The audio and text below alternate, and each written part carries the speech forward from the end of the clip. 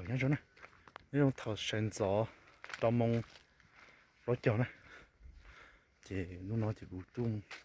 身早呢，cũng một sai của chọn dễ lọ chỗ nào呢，chúng ta chỉ ô thế gì, của tôi chỗ nào, tôi chỗ nào mò, cái身早买多少，那么只有搞找那啥呢，vì thì cứ linh thì chúng ta được chọn nè, ô con chó lỡ lỡ này có sao chả, tôi thì nhọc sợ trình to nè. Nhiều cái cổ gió lo hay gì mà cho đi chỉ nó hết chứ chỉ bia đi giờ chọn chết ta mà lo thì mà lấy gió thế mà đi lo dịp lo thì mọi người ta cho mẹ thì cũng tốt cho gì đấy hả chị mấy chị gió chỉ tao nó mà là mấy cái chuyện này gió chỉ tao là lo chọn liền nữa tôi chưa lo chọn liền từ tê cứ không là tê cứ đê lò chạy đê tê nữa là tê cứ đê đó cũng một chút mà nó móc cái nhà của chúa sầu trong môn đỡ chị rồi chỉ môn trong môn xa môn đỡ chị bên nhà của sữa thì tôi mang lại bé tụi nà nữa đó chỉ mà rồi đi giờ này chúng tôi tự chọn chị rồi thay chỉ tao nó sáng nè mình thấy liên gì giờ thay tỏ là giờ chừng khá khá nói thì mình sợ cái nè thì cũng trong một sáng là tôi sợ kia nào nè ô trong đời này chỉ mà nè chú ơi nó sao tao mấy cùng cái gọi là nè chú trong nó chú còn chỉ mà nè nó muốn chỉ chút trong nó chỉ mà ít tuổi nè chỉ được luôn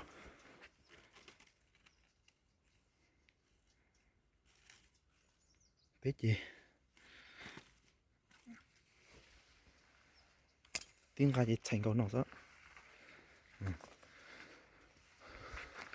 sao chúng nó mà chúng nó chỉ chạy nè chúng nó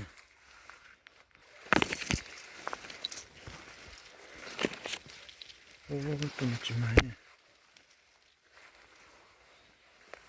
chúng nó đi chỗ kia cho căn này chỉ mà cho nó mang chơi tiêu cho nó nè trong tôm ấy chỉ thấy nhá chúng mà chỗ căn này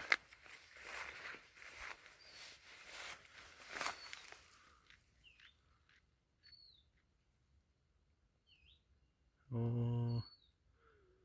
chỉ thấy ha còn là tôi muốn phá cho chim cần chim nào cho nó ní chim má số như nó mất to nó mất cười hình thôi nan chạy đó rồi giờ mấy tôi chính ra trận gì ấy thì chúng nó nè chim má này ở trong nó chính chim má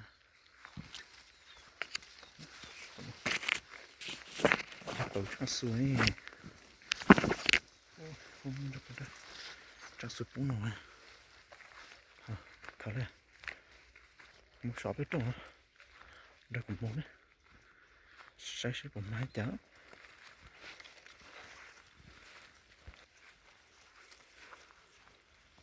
mấy tuổi rồi nuôi mấy ký tuổi rồi là chuột trong nó có chỉ kilo trong điều chỉ kilo kia nè mà cái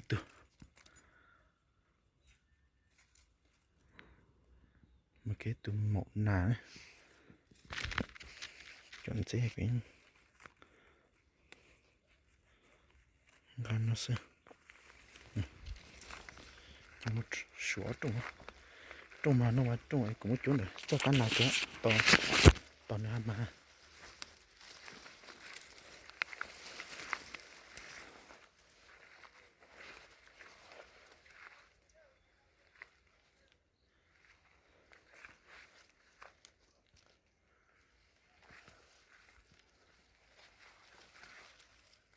trong to nó mà ít tuổi à hay chỉ to cũng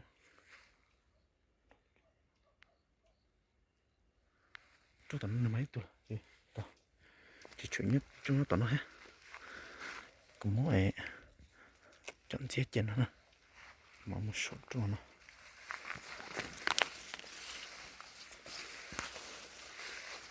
chỗ nó chỉ mà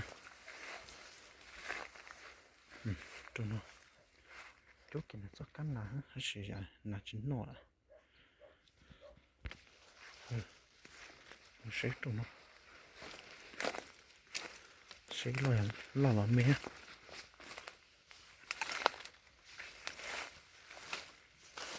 tôi mỏ đấy tôi chỉ chứ bao được luôn rồi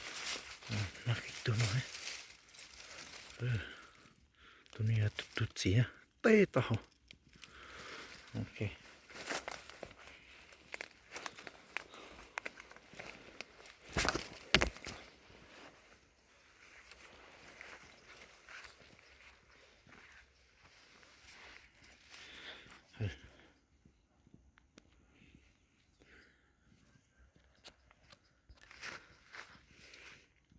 lon sao tầm mà chứ phần ná đấy chẳng chết này như bên này chỉ tôi có đấy à nó từ xin này chỉ ta cũng mất kilo ta cũng mới chọn cho biết đâu tao mới này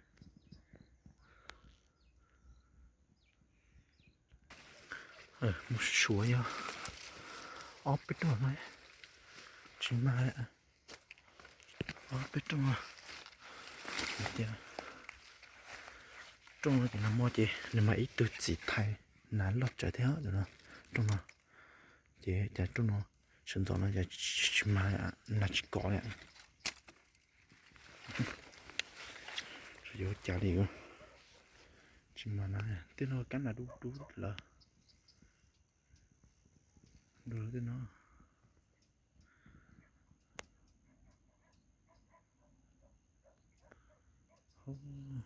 chả chỉ mà này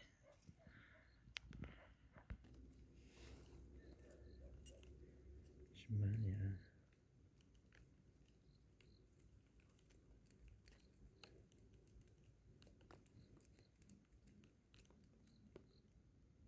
mà chạy tu yếu chạy tu nữa nè nó thảo không bao chúng tiền tôi cụt lớn rất trốn chúng trong chỗ kia chắc chắn là nó sẽ ngồi đấy chỉ tôm này những chỉ tôm non phải có trả đi rồi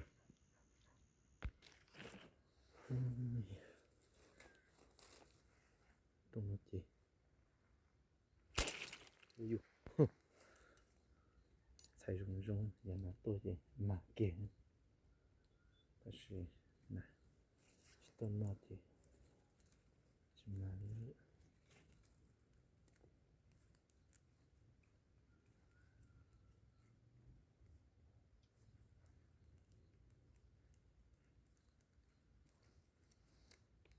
chọn dễ tan chỗ trùng ít trùng tận tên hỏi ít trùng nhấp sát tí nè thì cũng mua ở trong gì chèn nó một số trong tận này rất cũng mua cái tán này mua chờ cho nó cũng một số trong tận nó cái này cũng có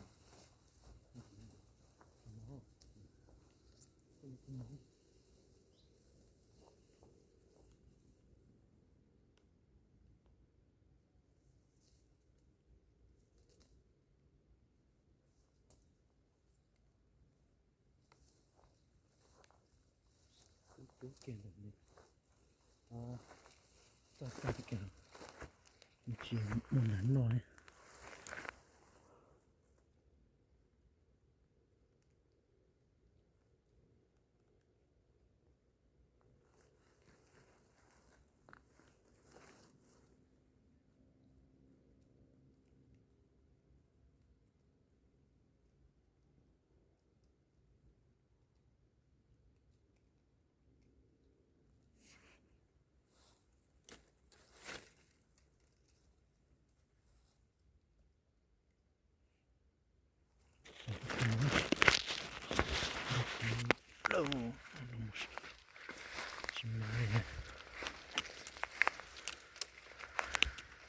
được một sai tí trong tí gì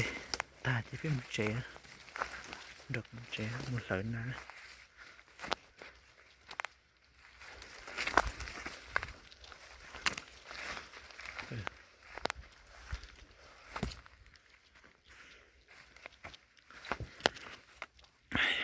thôi mà lại ót tưởng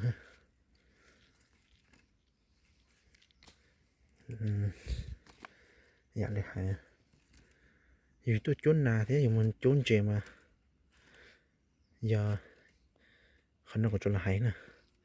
giờ họ từ một chữ nữa mà là cho bố lệ ót từ cho nó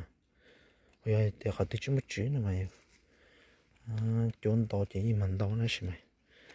giờ là hay chỉ là một chữ rồi ở đây chỉ bố đâu cho nhiều nè thì cũng vậy tuần nan nó thì ngắt chắc sườn nó chỉ một thôi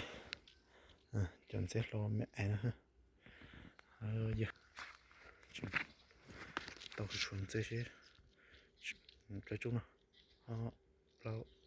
7 2 9 1 trung à cũng mấy trong chỗ tiền này riêng của tôi mua có trung à giờ cũng chịu không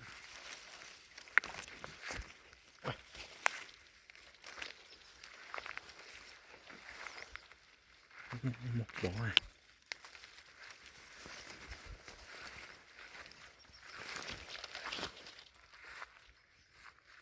là plon cho tao mà tự im mò sợ nó đi chồng bọn nó tiểu plon để hình nó chưa tao trong một chiếc ý chỉ để một chế để mà lên một chiếc này để một chiếc nó chỉ một chiếc khủng thế gì để cho chiếc này đó ôi chạy lại hình chừng mà nặng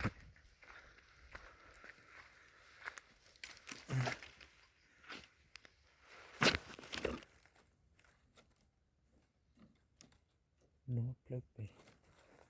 กูจะต้องมาเสียตัวชิมมา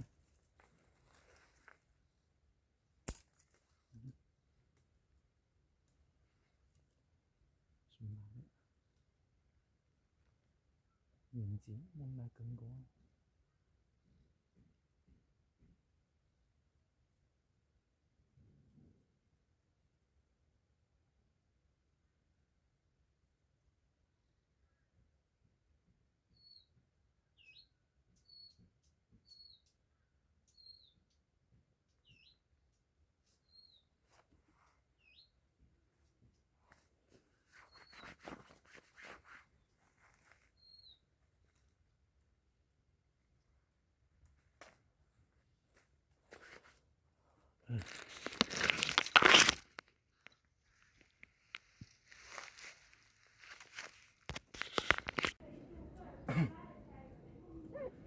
chỉ thằng nó chỉ cú lợn lợn nà nó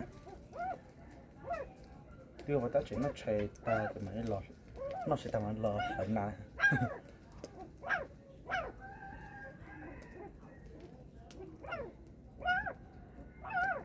chúng chơi mơ trong thầy nó chi nè mẹ ôi chúng cái này chụp bỏ cua mình thấy nó chi tao này bỏ chỉ bỏ đi chụp tán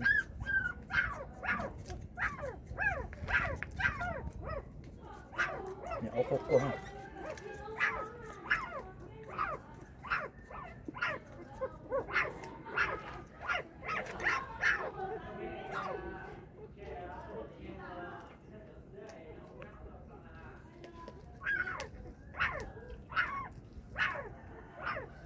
đây nè tới nào xem